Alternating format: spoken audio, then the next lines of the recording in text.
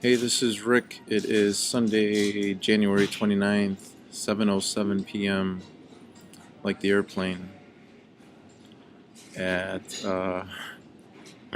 like the airplane. That's stupid. Um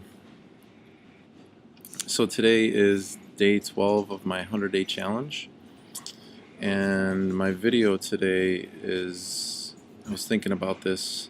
I got a quote. I received a message from a friend of mine who watches these videos of mine, and they said to me, "You have a great sense of humor, and you are poised and broken all in one." And that quote got me thinking because um, at first I thought, well, that's the story of my life. You know, have fun and have sadness and all that stuff all rolled into one. Um, and then I was thinking about some quote that I read in a book, Conversations with God, and I'm there right now. That's upside down. Um, and I was thinking about what they wrote me about having a great sense of humor, and I'm poised and broken all in one. And one of the things that I thought about from the Conversations with God book was there's a little part in here, and I'm probably paraphrasing because I tried to look for the paragraph that it's in, I couldn't find it.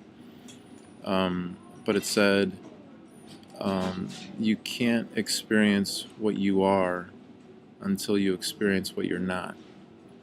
And that goes into duality and the law of opposites or whatever. And it's basically, if you take a coin, you have heads and tails, right? If you're just on the head side of the coin, you'll never experience what it is to be tails. And for most people, we want to live on the positive side. We don't want to experience all the shitty stuff that life has to offer. Yet, everybody experiences a setback, a letdown, those kinds of things. And I think the ultimate crappy part of life is when you experience that as yourself. You being the person that let somebody else down. You being somebody that lied to somebody. You being that person that betrayed somebody's trust. That's the ultimate shittiness in life. The interesting thing, though, for me is being on the side of that, having experienced that. There's a part of me that understands and realizes that that person that lied, that person that betrayed somebody's trust, is not the person who I am. And it goes back to that quote from the Conversations with God book, which is, you can't experience who you truly are until you experience who you are not. And so to be somebody who lies to another person brings you one step closer to being the person that is truthful, because that's who you really are, or that's who I really am. And I believe that's what a lot of us are. It's there is no, in me, or at least in my belief system, there is no inherent evil. There are no bad people. We just make, if you want to call them bad decisions or bad mistakes or whatever, bad choices. And I even struggle with that label sometimes. I don't even know if it's a bad choice. I think it's just experience. And, who's to say what path is right for one person and not right for the other? So it was interesting to get that little quote from my friend telling me I have a great sense of humor and I'm poised and broken all in one. And that probably describes me really well. But when I read it, I struggled with it for a little bit because I focused on the negative side of that, like being broken. And the interesting thing is, if I look at it as just being broken, then I don't see the other side of it, which is, you know, how there's a little cliche that says, you know, if what doesn't kill me makes me stronger. It, if you just focus on the what's killing you side, you won't see what's making you stronger. And so if I focus on what's broken, I won't see what's making me stronger or a better person or the real person behind um, the fear and the insecurity and having all of that there that hides the truthfulness of who I am.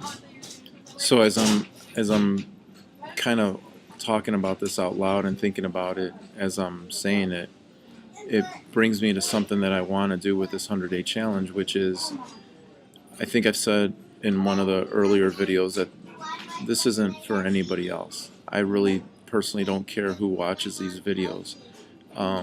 At the end of the day, these videos are for me, and I am putting them together in a way where I can go back and watch them and remember where I was when I shot these videos, or what I was thinking, or what I was feeling, or what I was experiencing.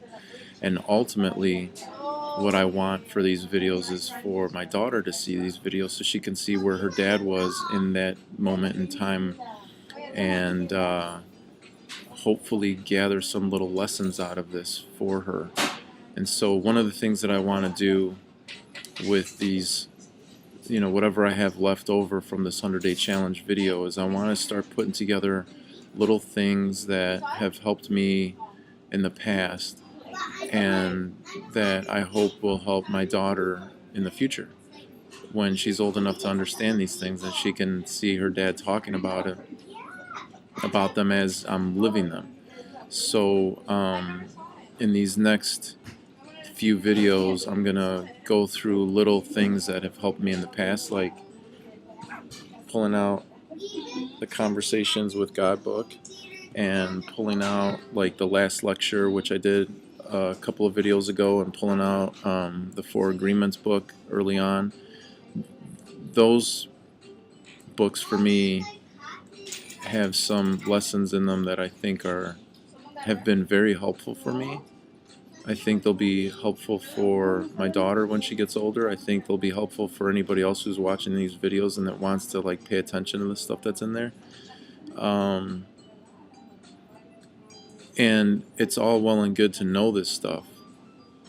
And this is the real challenge with this 100-day challenge for me. It's all well and good to know this stuff and to talk about it and read the books and whatever, but it's something else to apply them, apply the lessons learned, and experience all that stuff. So moving forward, that's what I'm gonna do.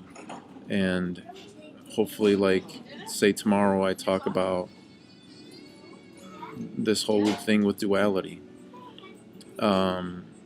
I want to be able to share my experiences with that, and how that how I see that in my life. And like I said, this is mainly for me, and hopefully my daughter gets to see what her dad was going through when he's talking about this crap stuff.